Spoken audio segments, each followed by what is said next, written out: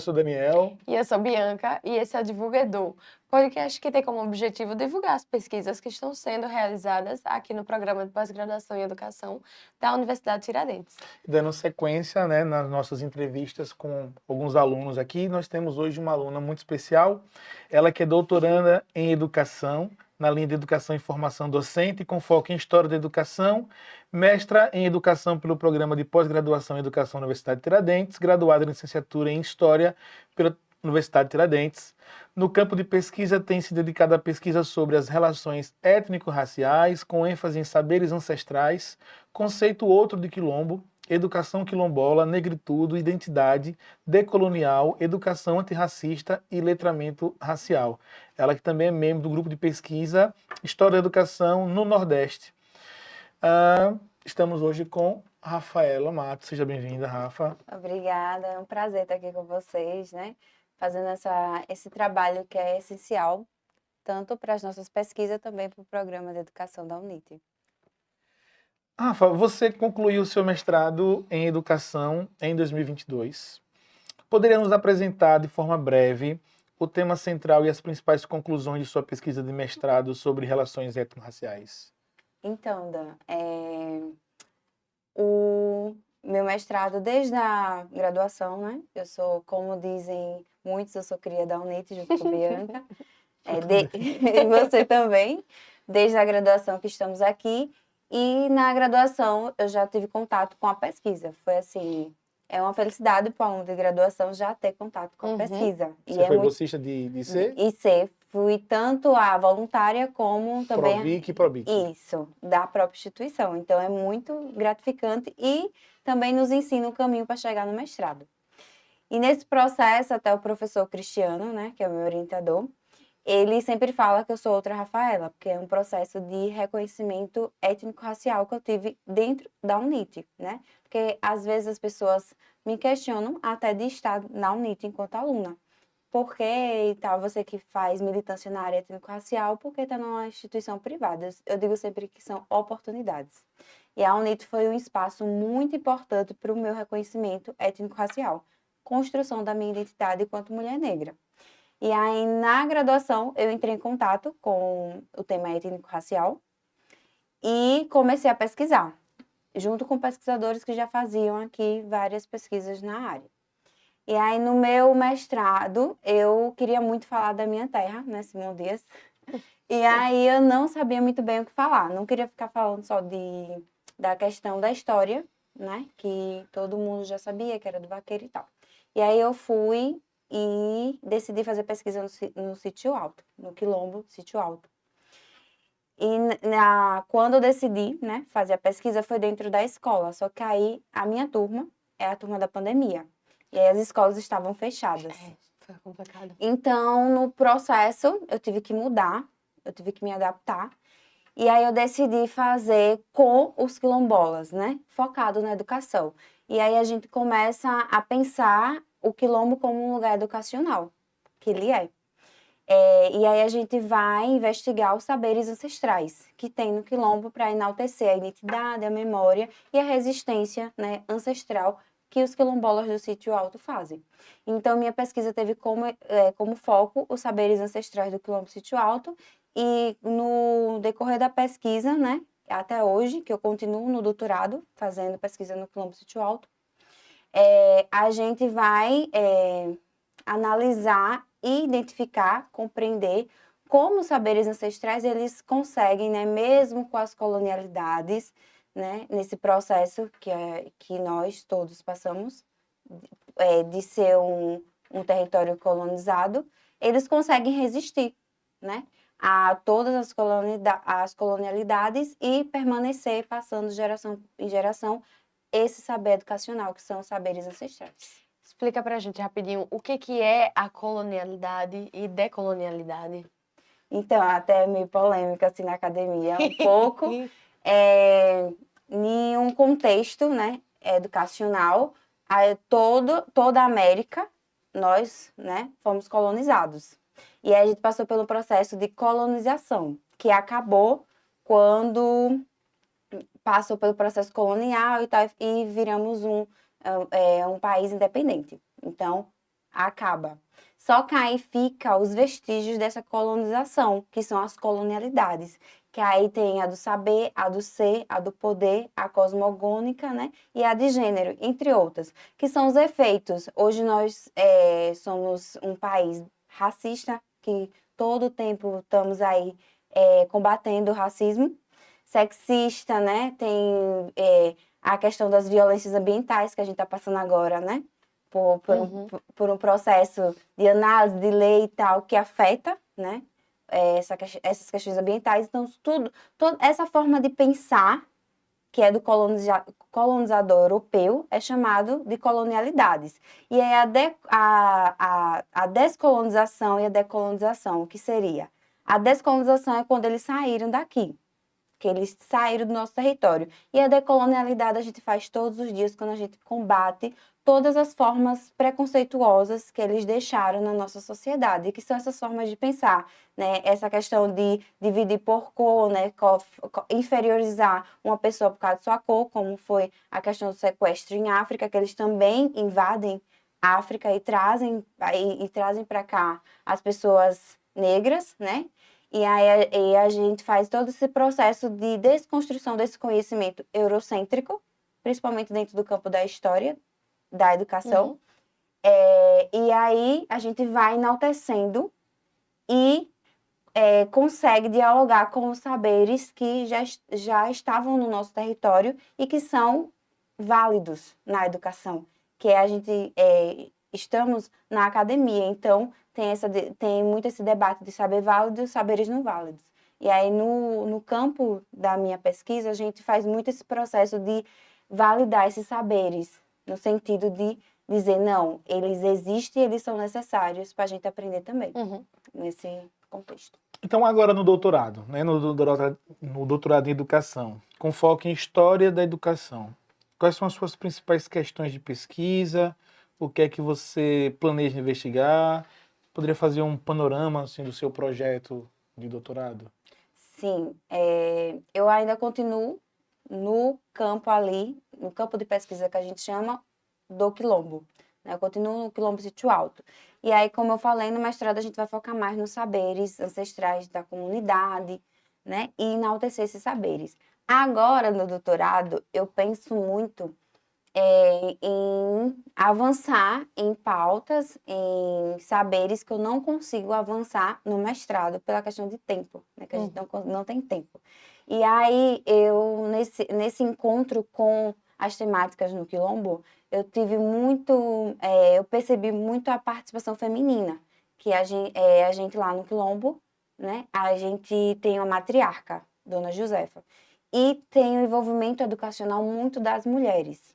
E aí, numa perspectiva afrocentrada, que eu faço esse movimento de autores, tanto no mestrado como no doutorado, eu faço um movimento de autores brasileiros, autores de África, pela questão até da descolonização do conhecimento. E nesse encontro, eu consigo identificar que tem uma participação feminina. E aí, a gente vai seguir nessa pesquisa do doutorado, tentando alinhar a questão educacional, que o Quilombo desenvolve, focado mais na figura feminina, mas não é o feminino, tipo, a gente não vai analisar esse feminino em uma perspectiva ocidental, de gênero, essa divisão. A gente vai ter essa análise pela perspectiva afrocentrada, que é diferente. A forma como em África vê o gênero é totalmente diferente do daqui do Ocidente. Então, a gente está nessa perspectiva de ver e também alinhado à educação escolar quilombola. E nessa perspectiva de ver através desse olhar feminino, né, que está ali gerindo a comunidade, né, os modos de vida, a gente vai trabalhar a questão da educação quilombola. Educação escolar quilombola e educação quilombola, porque o quilombo ele desenvolve uma educação, que é essa educação quilombola do dia a dia, do modo de vida, da plantação, da colheita, de se vestir, tudo que gere o quilombo são modos de vida, e aí a gente vai alinhar com a educação escolar quilombola, né? O que é essa educação escolar quilombola, o que é essa educação quilombola? Agora veja, né? Um problema que ela encontrou na pesquisa, que foi a pandemia, que teoricamente mudou todo o trajeto que ela pensava em fazer, gerou um objeto de mestrado, que já virou também, De doutorado. que aí, né? E aí vai. Sim. E se pegasse, a gente pudesse colocar uma foto de Rafaela antes do mestrado, na graduação e agora, Outra são duas pessoa. pessoas diferentes. Isso. Então, Meu Deus é do isso que às céu. vezes os problemas que a gente encontra fazendo pesquisa, para muita gente, desesperador, porque eu não vou conseguir. Não, às vezes nos dá outros caminhos É. que florescem muito mais E é coisas. algo que você pode criar ali seu ramo de pesquisa. Isso. E Você para não ela precisa- foi isso, né? Foi isso. Uma Foi muito mudança. Bom, como você percebe a relação entre sua pesquisa de mestrado, focada nas relações étnico-raciais, e temas como saberes ancestrais e educação quilombola, e seu atual projeto de doutorado na linha de História da Educação? E se existem pontos de continuidade ou novas perspectivas que você pretende explorar? Então, foi muito o que eu falei sobre que Daniel perguntou, acho que as pesquisas têm muito a ver. Quando a gente está dentro de um território quilombola para fazer pesquisa, não tem muita divisão entre o que é étnico-racial e o que é quilombola, porque vai estar tudo naquela identidade negra, memória e ancestralidade. A ancestralidade ela vai estar, esse modo de vida é ancestral. Se a gente pegar a fala de Dona Josefa, tudo que ela fala, ela vai falar que foi o pai que passou, que foi a mãe que passou, e isso é ancestral. E é um saber que vai estar dentro do que a gente chama do campo étnico-racial e quilombola, que ela está dentro de um território, né?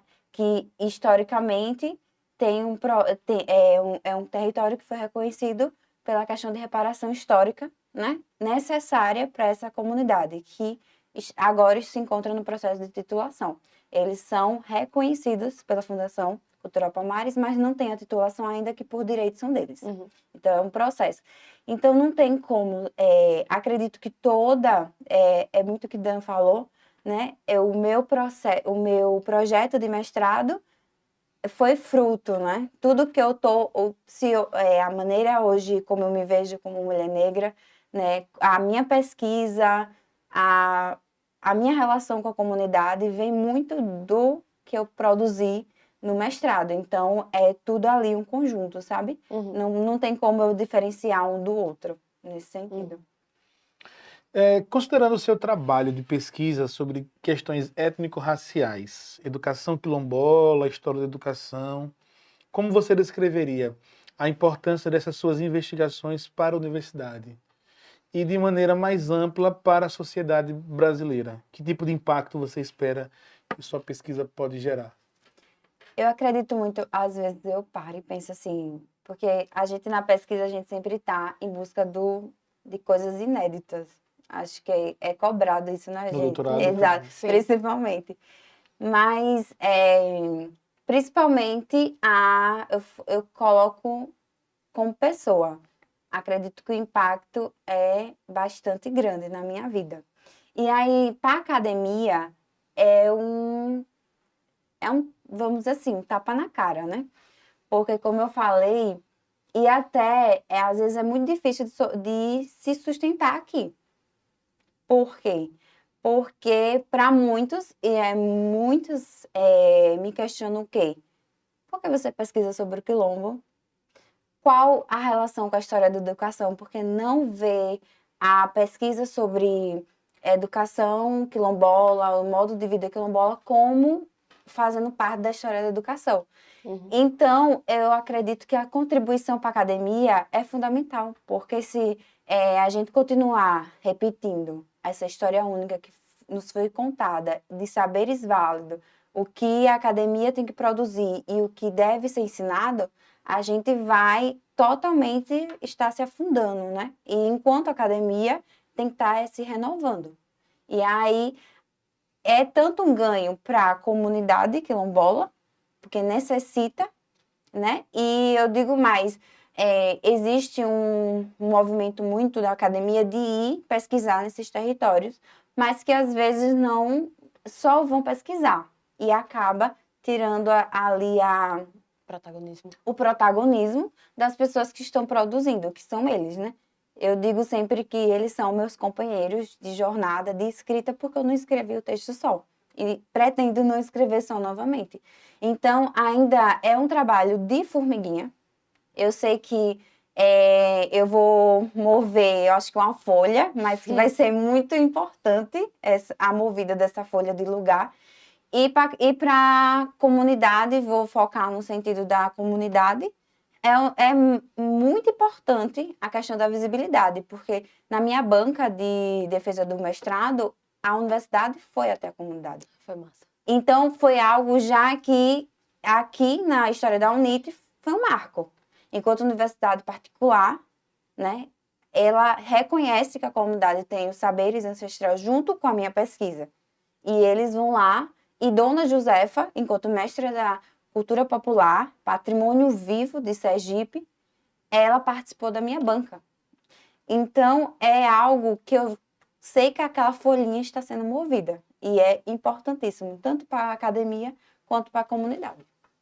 É interessante porque a própria comunidade se forma também nesse sentido e, claro, eles conhecem melhor do que ninguém, mas eles passam a ter a certeza da importância que eles têm, que às vezes dentro da comunidade pode ser que eles não se sintam tão importantes ou que não tenham a ideia da força, do impacto que a cultura deles tem para a sociedade. E é uma questão né? de construção de identidade também. Sim, E de sim. percepção histórica, de você perceber que, poxa, isso aqui que é que eu faço importa, que para ele pode ser normal, essa questão dos saberes, do fazer cotidiano ali, mas que na verdade é algo que move toda uma comunidade. E dali eles Exatamente. mesmos vão influenciar outros. É, Né? Porque assim, as pesquisas, elas precisam ter um impacto social. sim. Não adianta a gente estar repetindo aquelas mesmas pesquisas. E sem retorno, Sem né? retorno. Né? Que foi muito disso que você falou. As pessoas vão lá, pesquisam, mas a gente talvez não vê uma efetividade de retorno para Sim. lá, né? Esses sujeitos que participaram ali É. foram colocados, talvez escritos como sujeitos, mas o pesquisador utilizou como fossem objetos E acontece muito. dentro de uma pesquisa, né? Acontece muito. Enquanto você falava, eu lembrei da foto que tem na sua dissertação de você sentada na cadeira de balanço entrevistando o pessoal de lá. Sim. Você entrevistou quantas pessoas mesmo?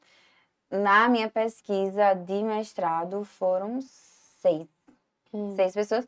Só que acabava assim, nunca eram 6 que estavam na roda, porque lá no Bianca participou da minha defesa, era embaixo de uma árvore, que Dona Jeff chama de moita, porque são várias árvores juntas.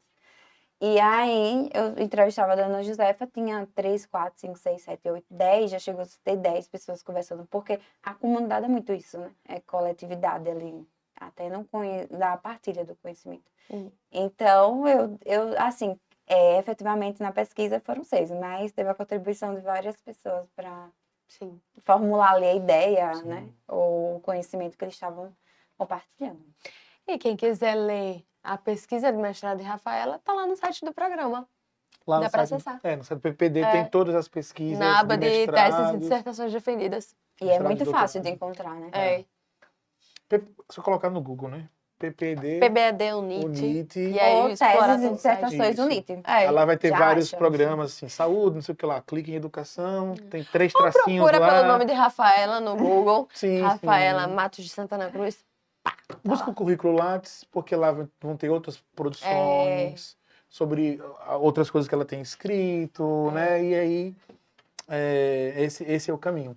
Quem quiser, quem se identificou, né? Acho que a pesquisa de Rafaela, tanto do mestrado, já foi muito importante. O doutorado vai contribuir para essa desconstrução que a gente vem Como é que vai passando. ser uma pesquisa mais ampla, vai para outros conceitos. Vai E assim, desde já parabenizar, Rafa, pela sua pesquisa, pela sua coragem, né, de enfrentar todos os dias essas barreiras que a sociedade Dentro e fora da vai academia. colocando. Dentro Porque a e gente fora. fala muito dentro e fora, né? Essa é a grande É. questão.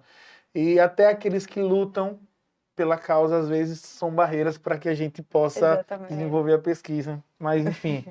Então, acho que Acho que é isso. que é isso, né? Acho que alcançamos aquilo, o objetivo, É. que é divulgar essa pesquisa, para que as Esclarecer alguns pessoas conceitos também. isso, para que as pessoas entendam que estão talvez as pessoas pensem em algumas coisas que elas queiram Uhum. pesquisar na academia e fica assim, mas será que isso cabe? Será E de que novo isso mostrar dá? como a educação é ampla. Isso. Então, assim, ó, um quilombo que talvez tivesse esquecido para muitos, Uhum. mas traz essa riqueza de detalhes e está ganhando cada vez mais evidência, Sim, né, dentro da academia e na sociedade como um todo. sim. Então, é isso, Rafa. Muito obrigado Obrigada a pela sua vocês. presença. E vocês já sabem onde encontra a gente, no YouTube, No no Spotify, no no Instagram, Instagram, no em todos os cantos. Divulguedu. Assim, ativa o sininho para receber os próximos episódios, porque quinzenalmente a gente está É. divulgando as nossas pesquisas. Então, é Até a isso. próxima. Valeu.